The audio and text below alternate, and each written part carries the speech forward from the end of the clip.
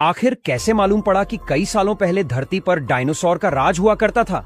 आज से लगभग 6 करोड़ साल पहले हमारे प्लेनेट पे ऐसे जानवर राज करते थे जिनको आज हम डायनासोर के नाम से पहचानते हैं। इन डायनासोर ने हमारी दुनिया पर 100 या 1000 सालों तक नहीं, बल्कि यह पूरे 18 करोड़ सालों तक इस दुनिया पर राज करते रहे।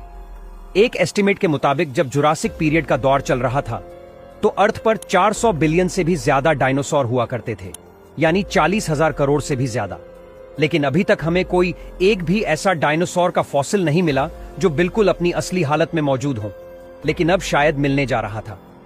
साल 2011 में शॉन फंक नामी शख्स कनाडा की एक माइन पर खुदाई का काम कर रहा था। यह खुदाई जमीन में 200 फीट गहराई सॉन्कोर मिलेनियम माइन के लिए की जा रही थी, जो कनाडा की प्रोविंस अल्बर्टा में मौजूद है। दोपहर के 1:30 बज रहे थे और खुदाई का काम जोरों शोरों से चल रहा था। वैसे तो यहां की मिट्टी बिल्कुल सॉफ्ट थी और इसी वजह से एस्केलेटर को ज्यादा जोर भी नहीं लगाना पड़ रहा था। लेकिन फिर एक पॉइंट ऐसा आया जब एस्केलेटर को अपने दांत मिट्टी में डालने के लिए जोर लगाना पड़ा। शॉन फंक को लगा कि शायद उसके रास्ते में कोई बड़ा पत्थर आ गया है। जब उस पत्थर पर जोर लगाया गया तो शॉन को एक अजीबो गरीब पैटर्न जमीन में धंसा हुआ नजर आया। चारों तरफ डार्क ब्राउन मिट्टी और उसके बीच में एक ऐसा पैटर्न जिसके अंदर इस तरह के सर्कल्स बने हुए थे।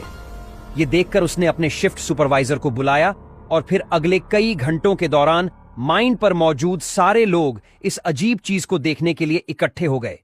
लेकिन फिर हकीकत से तो पर्दा तब उठा जब रॉयल टेराल म्यूजियम से ताल्लुक रखने वाले डॉक्टर डोनाल्ड हेंडरसन ने सीन में एंट्री मारी।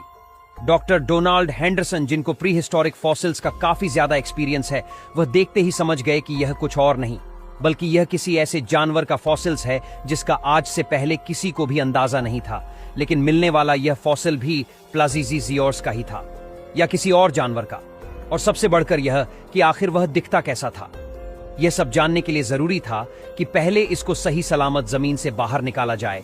एस्केलेशन के गुरु बुलवाए गए और बड़ी एहतियात से फॉसिल को जमीन से बाहर निकालने का काम शुरू कर दिया गया।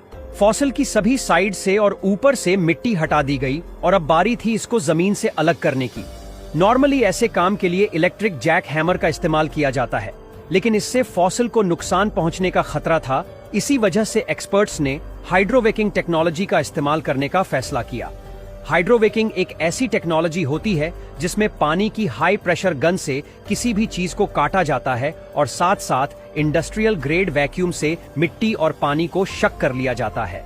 अब ये जॉइंट पत्थर जिसके अंदर फॉसिल मौजूद था वह जमीन से अलग हो चुका था और अब बारी थी इसको